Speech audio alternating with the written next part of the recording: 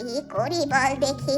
ছেলে তো একটা হয়েছে, সারাদিন বাইরে ঘুরে বেড়ায়, কোথা থেকে যে কি আয় রোজগার করে তাও জানি না। বিয়ে একটা করতে বলছি তাও করছে না। এখন আমি বা কি করতে পারি? ঘরে সারাদিন শুয়ে বসে থেকে আর যে ভালো লাগছে না। ভালো হয়েছে আপনি চলে এসেছেন। মাঝে মাঝে মন আর শরীর খারাপ লাগলে চলে আসবেন। আমরা তো 3 বোন, ঘরে কোনো গুরুজনই নেই। তুমি এক কাজ করো পিসি, হরিদাকে বলে দিও, সে আমাদের কাছে খবর পাঠালে আমি বা পাপিয়া গিয়ে তোমাকে নিয়ে আসবো। তোমার হাতে এই চারা গাছটা কেন?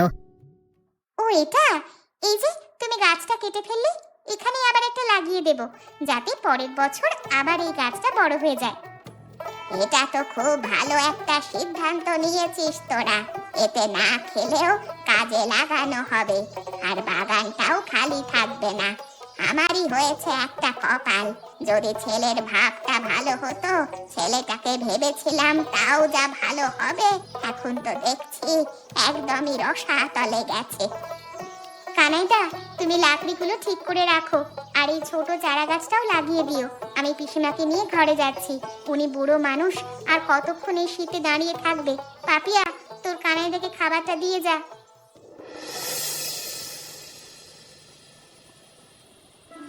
মা, ভাত খেয়ে নিয়েছো?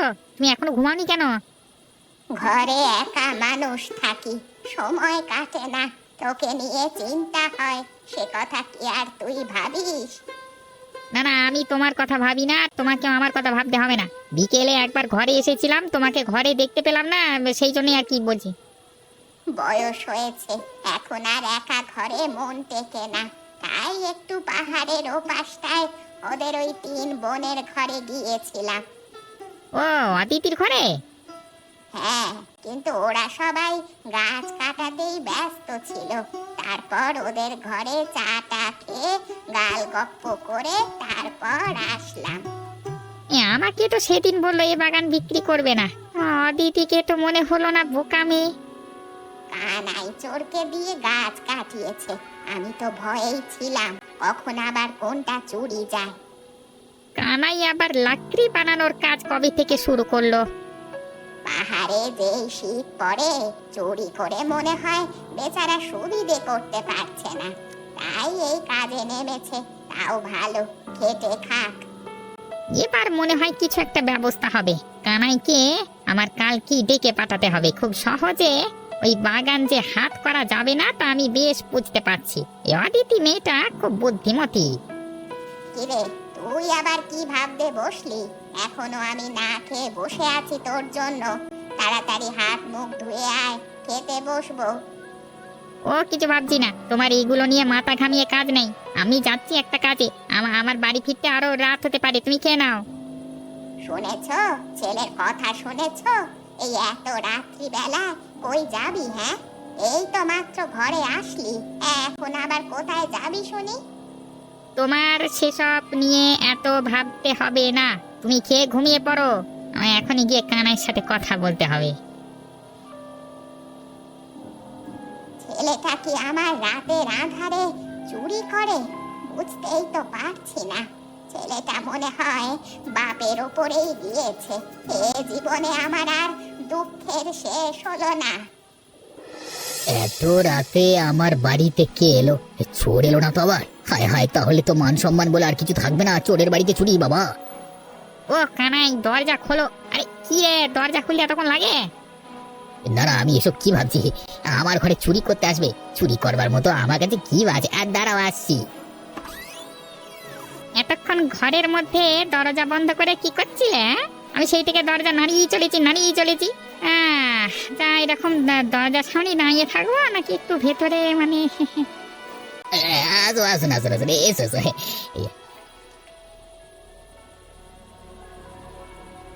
কেন রে, আমাকে কি তোর মতো ছিঁচকে চোর ভেবেছিস? হ্যাঁ, আমি করলে করি ডাকাতি রে, সব ছোটখাটো কাজ করি না। হরিদাস করেন না, ঠিক আছে? ওরে বাবা, সে কি কথা! তুমি তো দেখছি আমার চেয়েও সাংঘাতিক লোক।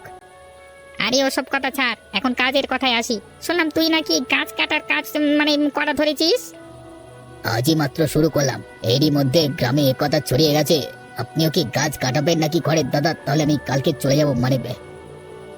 তোকে দিয়ে গাছ কাটাবো, শুধু তাই না চুরিও করাবো। হ্যাঁ, কিন্তু আমি তো চুরি চামাই ছেড়ে দিয়েছি। সে তোর ধান্দায় মন্দা যায় তাই বন্ধ করেছিস, এখন আমি মোটা অঙ্কের টাকা দেবো, আবার শুরু করবি, সমস্যা কোথায়? চল আমার সাথে চল, যেখানে যাচ্ছিস সেখানে চল।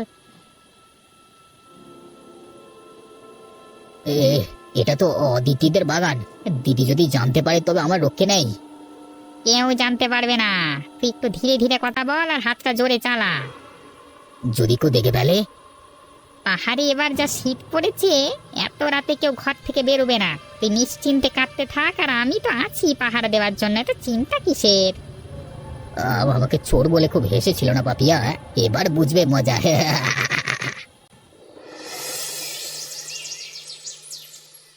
ও দিদি, থামো না, এখন অন্তত কান্নাটা থামাও, না হলে যে তুমি অসুস্থ হয়ে পড়বে।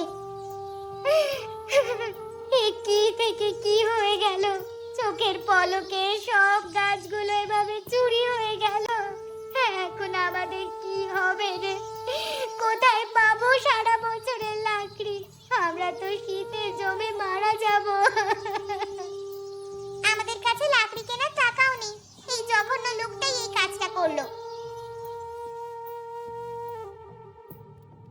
কি রে, তোদের আবার কি হয়েছে? তিন বোন মিলে কান্নাকাটি করে একাকার করেছিস যে। আর বলো না পিসিমা, জানি না কে বা কারা আমাদের বাগানের সব গাছ কেটে নিয়ে চলে গেছে। সে কি কাণ্ড! দিনে দুপুরে এই কাজ কারা করলো? দিনে নয় পিসিমা, এই কাজ রাতেই হয়েছে। তা তোরা সব কি করছিলি, টের পাসনি? শীতের রাতে দরজা জানলা শক্ত করে আঁটা থাকে, বলা তো যায় না কখন তুষারপাত হয়, সারাক্ষণ সেই ভয়ে থাকি। কখন যে এই ঘটনা ঘটে গেল, আমার এটাই আফসোস হচ্ছে এটা ভেবে যে আমি একটু টেরও পেলাম না। আমার মনে একটা সন্দেহ দানা বেঁধেছে, তোদের সাথে বললে তোরা তিন বোন যা বুদ্ধিমতী আছিস, কিছু একটা সমাধান নিশ্চয়ই বের করতে পারবি, এটা আমার বিশ্বাস। তুমি আবার কি সন্দেহ করলে পিসি? অনেক দিন ধরেই আমার ছেলে হরিকে আমি দেখছি কোথা থেকে যেন কাঠ জোগাড় করে আনে, ঘরে নিত্য নতুন লাকড়ি, আবার কখনো কখনো দেখি বাইরে থেকে আসলে ওর পোশাকেও কাঠের গুঁড়ো লেগে থাকে। মানে তুমি কি বলতে চাচ্ছ হরিদাই কাঠ পাচারের কাজ করে? হ্যাঁ, আমারও সেই সন্দেহটাই হচ্ছে, কারণ কালকে রাতে ও ঘর থেকে অনেক রাতে বেরিয়েছিল। আজ আসার সময় দেখলাম কানাইয়ের সাথে কি নিয়ে যেন কথা বলছে। দেখলে দিদি, আগেই আমি তোমায় বলেছিলাম এই কানাই হচ্ছে চোর। সব মানুষ কি আর এত জলদি ভালো হয়ে যায়? কিন্তু আমাদের কাছে তো কোনো প্রমাণ নেই, আমরা তাহলে এখন ওদের কাছ থেকে লাকড়িগুলো আদায় কি করে করব? তোমরা আর ভেবো না, রাতে ওদের একটা ব্যবস্থা করছি। বাগানে তো দুটো গাছ এখনো আছে, আজকে রাতে ওরা নিশ্চয়ই আসবে। কত চেষ্টা করেছিলাম ছেলেটাকে আমার ভালো মানুষ বানাতে, কিন্তু পারলাম না। ছেলেটা একদম বাপ ঠাকুরদার মতো হয়ে গিয়েছে, একদম তাদের মতোই হয়েছে, যশ আর লোভী। পিসি চলো, তোমাকে বাড়ি পৌঁছে দিয়ে আসি, তারপর আজ দিদির সাথে মেলা কাজ করতে হবে। আচ্ছা ঠিক আছে, চল। দিদি আমি গেলাম, আর তোমাকে বলতে হবে না, আমি তাড়াতাড়ি বাড়ি ফিরবো, তুমি একদম দুশ্চিন্তা করো না।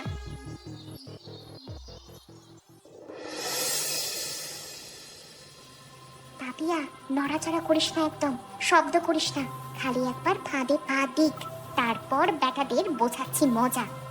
দেখেছো দিদি, পিসির সন্দেহই ঠিক ছিল, এই কাজ কানাই আর হরিদাই করেছে। আমি ভেবেছিলাম কানাই হয়তো ভালো হয়ে যাবে, কিন্তু কানাই যে এই কাজ করবে সেটা আমি ঘুণাক্ষরেও ভাবতে পারিনি। এখন দেখতে দাও ওরা ঠিক কি কি করে দেখি।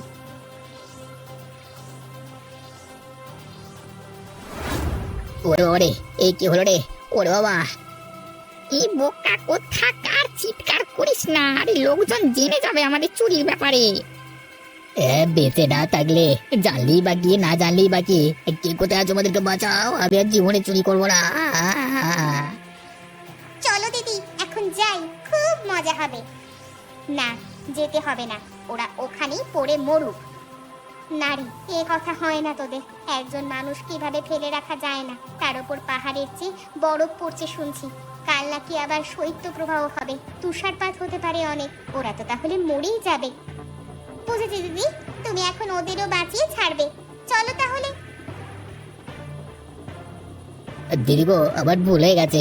আমি আর এমন করবো না। আমি সত্যি ভালো যাবো দিদি। ও দিদি, হয়েছে, তোমাকে আর দিব্যি কাটতে হবে না। কিন্তু আমি কিন্তু কিছু জানি না এইসব। আমি শুধু পথ দিয়ে যাচ্ছিলাম, তখন এই ফাঁদে পড়ে গেলাম। আমি কিছু জানি না সব। মিথ্যে মিথ্যে দিদি। আমি আমি আমি ওনার কথা দিয়ে তোমাদের বাগানে চুরি করেছিলাম। এই এই একদম চুপ, একটা মিথ্যা কথা বলবি না। দেখো, তোমরা এই চোরের কথা বিশ্বাস করো না। হ্যাঁ হ্যাঁ, তোমরা তোমাকে চেনো আমি কেমন। হ্যাঁ হ্যাঁ হ্যাঁ। হ্যাঁ, সে বেশ ভালো করেই জানি। এখন উঠে আসেন, তারপর সকালে আপনাদের বিচার হবে। না না, এমন কিছু করো না, আমাদের মাফ করে দাও, মাফ করে দাও। হাতটা বাড়িয়ে দিন আর ঝটপট করে উঠে আসো, না হলে তুষার পড়া শুরু হয়েছে। বরফের নিচে চাপা পড়ে এখানে প্রাণ হারাবেন। দিদি, আমি তো ভালো এগিয়েছিলাম। আমাকে হরি দাদা এসব করতে বাধ্য করেছে। হ্যাঁ রে হরি, কানাই না হয় নাম করা চোর, তুই কি করে এই কাজ করতে পারলি? তোকে কি আমি এই শিক্ষা দিয়েছিলাম? আমি বা কি করতাম? আমার কোনো সম্পত্তি রেখে যাননি তো বাবা। মা বৃদ্ধ মানুষ, তাকে নিয়ে আমি কিভাবে সংসার চালাতাম? আমি আর এই গাড়ি টানতে না পেরে সংসারের এই কাঠে চোরা চালানের সাথে যোগ দিয়েছি। হরিদা, ও একদম ভুল বলেনি। শীতকালে পাহাড়ে আমাদের করে খাওয়ার মতো একটা কাজ থাকে না। মানুষজন অর্থ কষ্টে ভোগে। আমাদের সবাইকে মিলে একটা উদ্যোগ নিতে হবে, যাতে আমাদের পাহাড়িদের কর্মসংস্থানের ব্যবস্থা হয়। দিদি, আমাদের পাহাড়ি খাবার দূরে লোকালয়ে নিয়ে গিয়ে বিক্রি করলে কেমন হয়? এটা তো খুবই ভালো বুদ্ধি। তাহলে তোরা এই কাজে শুরু কর। আমার ছেলেটাকেও একটা কাজ দিস তো। আমরা মহিলারা রান্না করে দেব, আর হরিদা আর কানাইদা আমাদের পাহাড় থেকে অন্য শহরে নিয়ে গিয়ে বিক্রি করবে। যা টাকা লাভ হবে আমরা ভাগ করে নেব। আর সবার উদ্দেশ্যে আমার একটাই কথা, সবাই বেশি বেশি করে গাছ লাগান। একটি গাছ কাটলে সেখানে দুটি গাছ লাগান, এতে আমাদেরই লাভ। তোমার বুদ্ধির জন্যই আজকে আমাদের পাহাড়ি এলাকার সবাই আশার আলো দেখলো। আমিও আজকে থেকে এই কাঠ পাচার ছেড়ে দেব।